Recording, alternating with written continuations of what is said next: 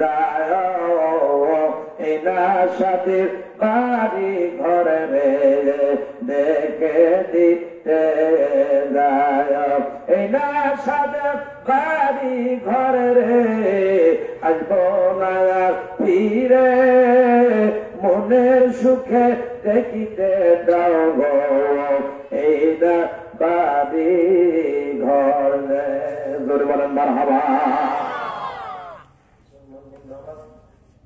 আল্লাহ বান্দারা শুনে রাখেন ভাইরা আমার, মুসলমান বান্দা আমার, আলোচনা বেশি দীর্ঘায়িত হবে না। সম্মানিত ভাইরা আমার, আল্লাহর বান্দারা, এই ব্যক্তিদের দেহ খায়া নিয়ে যখন কবর থেকে রওনা হওয়া শুরু করে দেয়, শত শত মানুষ যখন লাশের পেছনে পেছনে ছোটা শুরু করে দেয়, আরে এই মর্দা ব্যক্তির রুহটা ডাকতে পায় রে এতগুলা লোক তোমরা মনে হয় আমার আজকে সঙ্গী হয়ে যাবা, মাই গেলাম ভাই একটু চলে আসেন এই দিকে, তাড়াতাড়ি চলে আসেন। এই মর্দা ব্যক্তির রুহটা ডাকতে বলে ভাই রে এতগুলা লোক তোমরা মনে হয় আজকে আমার সঙ্গী হয়ে যাইবা, কিন্তু এই দেহটা নিয়ে যখন তিনজন কবরের মধ্যে যখন নামা হয়, দুইজন যখন উঠে আসে রে ভাই, একজন কবরের মধ্যে যখন থেকে যায়, যদি পুরুষ মানুষ হয় ছেলের মধ্যে হাত দিয়ে বলা হয় বিসমিল্লাহি ফি সাবিলিল্লাহি ওয়া আলা মিল্লাতি রাসূলিল্লাহ, আর যদি মহিলা হয় কবরের মধ্যে হাত দিয়ে বলা হয় বিসমিল্লাহি ফি সাবিলিল্লাহি ওয়া আলা মিল্লাতি রাসূলিল্লাহ। বলেন তো জীবনে নামাজ পড়লাম না, জীবনে নবীর সুন্নতের ইত্তেবা করলাম না, হালাল হারাম মানলাম না, জায়েজ নাজায়েজ মানলাম না, আমরা যে রাসূলের হাওলায় কবরের মধ্যে পচা দেহটা রেখে গেলাম, আল্লাহ রাসূলের কি এমন ঠেকা পড়ে গেছে আমাদের এই পচা দেহটা আল্লাহ রাসূলের কোলে উঠে আনবে? কথা বলেন ঠিক কিনা? রাসূলের ঠেকা পড়ে গেছে। আমি জীবনে নামাজ পড়লাম না, আমি জীবনে নামাজ পড়লাম না, রাসূলের সুন্নতের ইত্তেবা করলাম না, জীবনে আমি হালাল হারাম মানলাম না, পাপ পাপ মানলাম না, জায়েজ নাজায়েজ মানলাম না, কিন্তু আমি রাসূলের হাওলায় আমার দেহ মোবারকটা যখন আমি রেখে গেলাম, টন করে দেন, আমি রাসূলের হাওলায় আমি রেখে গেলাম, কিন্তু রাসূলের কেমন টাকা পড়ে গেছে আমার এই পচা দেহটা রাসূল তার কোলের মধ্যে উঠিয়ে নেবে। ও মুসলমান বন্ধু আমার, দুইজন যখন কবর থেকে উঠে আসে, একজন কবরের মধ্যে যখন থেকে যায়, এই মর্দা ব্যক্তির রূহটা কান্দার ডাক দেয়, আরে ও তোমরা মনে হয় এই দুইজন ওদের মতো তোমরা মনে হয় নিষ্ঠুর হয়ে গেলা, নিষ্ঠুর হইলা, আমার সন্তানেরা তোমরা কোথায়, আমার স্ত্রী কোথায়, আমার আত্মীয় স্বজনরা তোমরা কোথায়? বন্ধুরা আমার, এই ব্যক্তিরা যখন উঠে চলে আসে, মুসলমান বন্ধুরা আমার, এই মুর্দা ব্যক্তির রূহটা একা একা অসহায় দেহ হয়ে যায়, আর কান্দার ডাকতে পায়, আল্লাহ যদি এত জানতাম আল্লাহ আজকে আমি একা একা কবরের প্রতীক হয়ে যাবো, আয় আল্লাহ তাহলে জীবনে আমি নামাজ ছাড়তাম না, জীবনে আমি আপনার হুকুম আমি কখনো বাদ দিতাম না, নবীদের সুন্নত কখনো বাদ দিতাম না। জোরে জোরে বলেন মারহাবা। অবস্থা এগুলো ছিল কোন দেশ এক করে সব লেখ করেন। মুসলমান বন্ধু আমার, আল্লাহ বান্দা কেন কথাটা বললাম? বিরক্ত হচ্ছে কেন কথাটা বললাম? আল্লাহ রাসূল সাল্লাল্লাহু আলাইহি সাল্লাম আয়েশার কোলে মাথা দিয়ে শুয়ে আছেন, আয়েশা নবীজির দাড়ি মোবারক বিলিয়ে দিচ্ছে, নবীজির দাড়ি মোবারক যখন বিলাইতে বিলাইতে নবীজি দেখতে পাচ্ছেন শরীরের মধ্যে তীব্র জ্বর, আরে 3 দিন ধরে ব্যথা। কি হলো ভাই? ভাই গেল আপনি বুঝতেছেন তো?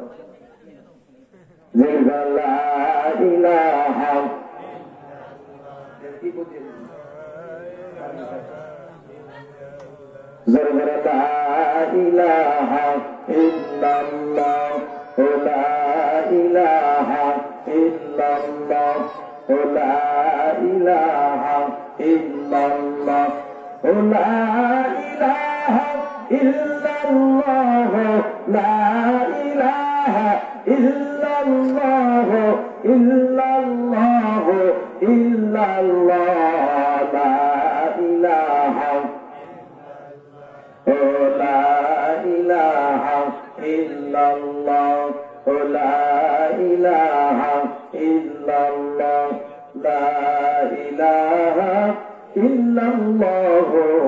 মুহাম্মাদুর রাসূলুল্লাহ।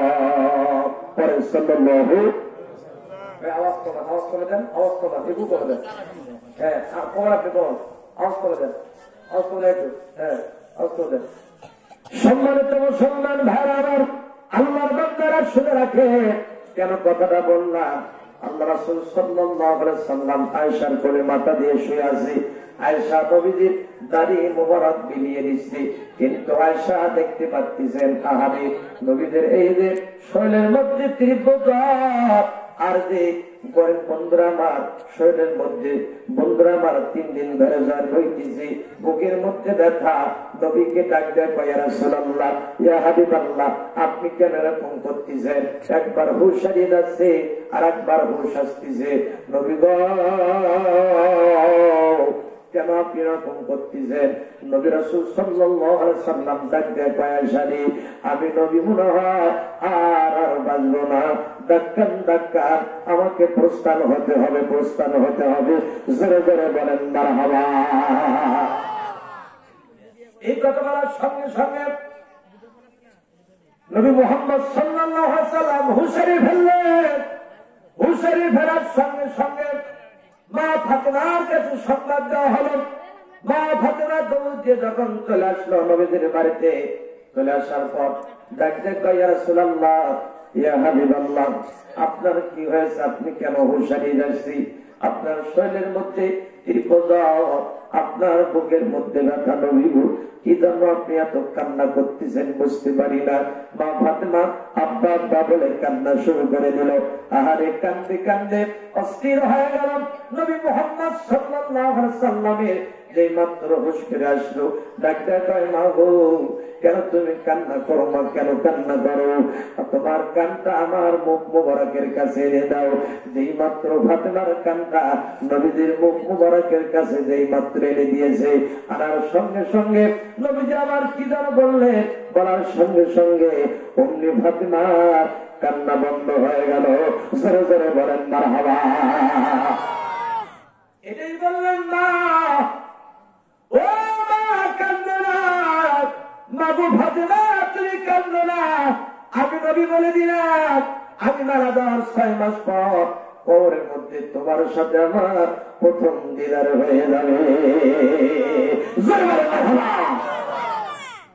মা ফাতেমার কান্না বন্ধ হয়ে গেল। বন্ধ হয়ে যাওয়ার সঙ্গে সঙ্গে হঠাৎ যেন মা ফাতেমা দেখতে পাচ্ছেন ঘরের দরজার সামনে বিকট একটা আওয়াজ। আওয়াজ হওয়ার সঙ্গে সঙ্গে মা ফাতেমা দৌড় দিয়ে চলে গেলেন ঘরের দরজার সামনে। ঘরের দরজার সামনে চলে যাওয়ার পর এই মাত্র ঘরের দরজা খুলছেন, খোলার সঙ্গে সঙ্গে দেখে আর বিশাল একটা লোক আসমান জমিনে দাঁড় হয়ে আছে, সাদা পোশাক পরিহিত। মক্কা মদিনার লোকের সাথে তার চেহারার কোন মিল নাই, মক্কা মদিনার লোকের সাথে তার ফেস কাটিংয়ের মিল নাই। আরে এই মাত্র দেখে মা ফাতেমার ঘরের দরজা বন্ধ করে দিয়ে দৌড় দিয়ে নবীজির কাছে এসে ডাক দেয়, আব্বা, আব্বা গো, আব্বা। যেই মাত্র ঘরের দরজা খুললাম, আব্বা, খোলার সঙ্গে সঙ্গে দেখলাম আরে বিশাল একটা লোক যারা আসমান জমিনে দাঁড় হয়ে আছি। আব্বা, আমি মক্কা মদিনায় এরকম লোকের চেহারা আমি কখনো দেখি নাই আব্বা। ভয় আমি ঘরের দরজা দিয়ে আপনার কাছে চলে আসলাম। নবী আমার ডাকতে কয়, মা গো, কান্দো না গো মা, কান্দো না। এটা হচ্ছে ইজা হাজারুল মালাকাল মউত। আল্লাহ বলে, মরণেরই কথা কেন মানুষ, মরণেরই কথা কেন মানুষ স্মরণ কইর না। এই দুনিয়ার মায়ায় পড়ে আল্লাহরে ভুলে যেও না। এই দুনিয়ার মায়ায় পড়ে আল্লাহরে ভুলে যেও না। যত করো কালবাহানা, মৃত্যু তোমায় ছাড়বে না। যত করো কালবাহানা, মৃত্যু তোমায় ছাড়বে না। সময় থাকতে ও মনে মানারে ভুলে দেও না।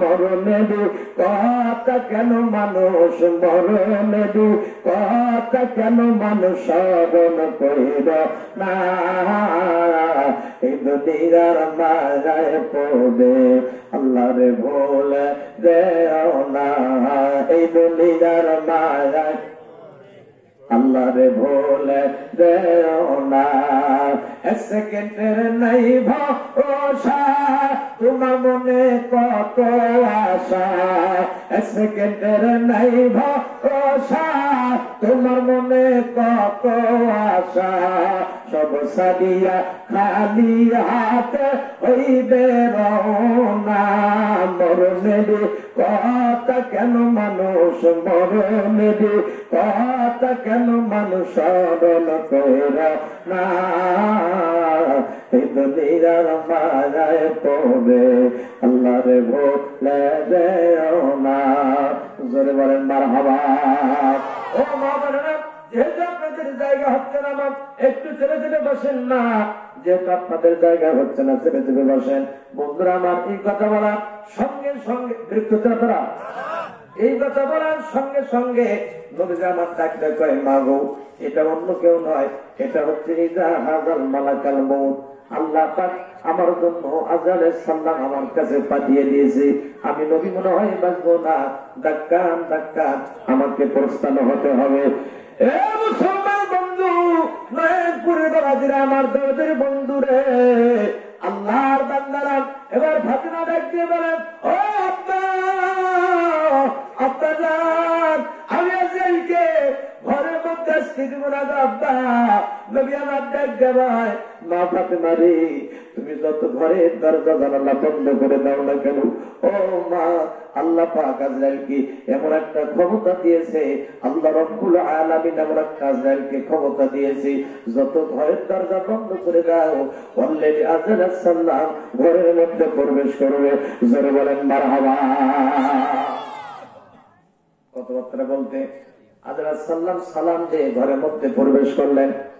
আসসালামু আলাইকা ইয়া রাসূলুল্লাহ, ইয়া হাবিবাল্লাহ, আমি আজরাইল এসেছি আপনার জানকে লঙ্ঘন করার জন্য। আল্লাহু আকবার বলেন। আমি আজরাইল সাল্লাম এসেছি আপনার জানকে লঙ্ঘন করার জন্য। নবী গো, আপনি মৃত্যুর জন্য প্রস্তুতি গ্রহণ করেন। ডাক্তার ডাক্তার, আপনাকে প্রস্থান হতে হবে, আপনাকে প্রস্থান হতে হবে। আল্লাহ রাসূল সাল্লাল্লাহু আলাইহি ওয়াসাল্লাম দুই চোখের পানি ফেলে কান্দে ডাক দেয়, এখনো পর্যন্ত আল্লাহ রাব্বুল আলামিন আমার কাছে জিবরাইল পাঠায় না। কে পাঠায় না? জিবরাইল পাঠায় নাই। আল্লাহ পাক ডাক দেয়, জিবরাইল তাড়াতাড়ি চলে যাও, আমার হাবিবকে বলে দাও, ডাক্কান ডাক্কান আপনাকে প্রস্থান হতে হবে, প্রস্থান হতে হবে। নবী গো, আপনি মৃত্যুর জন্য প্রস্তুতি গ্রহণ করেন। যে মাত্র এসে বলেছে, বলার সঙ্গে সঙ্গে নবীজি আমার কান্না আরো বেড়ে গেল। দুই চোখের পানি দিয়ে নবীদের আমার বুক ভেসে যাচ্ছে। ডাকতে পারলেন, তোমার কার্যক্রম তুমি শুরু করে দাও। যেই মাত্র আজরাইল সাল্লাম নবীজির পক্ষের উপর যেই মাত্র হাত রাখছে, হাত রাখার সঙ্গে সঙ্গে নবীজি আবার চিৎকার করে ডাকতে পারলেন, আজরাইল হাতটা নামাও, আজরাইল হাতটা নামাও। তার কারণ হলো কি জানো, সমস্ত আসমান তুমি আমার বুকের উপরে উঠিয়ে দিয়েছে আজরাইল। আবার যখন দ্বিতীয়বার হাত রাখলেন, হাত রাখার সঙ্গে সঙ্গে নবী আমার চিৎকার দিয়ে ডাকতে পারলেন, আজরাইল হাতটা নামাও, আজরাইল হাতটা নামাও। এবার যেন সমস্ত আসমান নয়, সমস্ত জমিন যেন তুমি আমার বুকের উপরে উঠিয়ে দিয়েছ। আমার হাত নামালেন দ্বিতীয়বার মতো।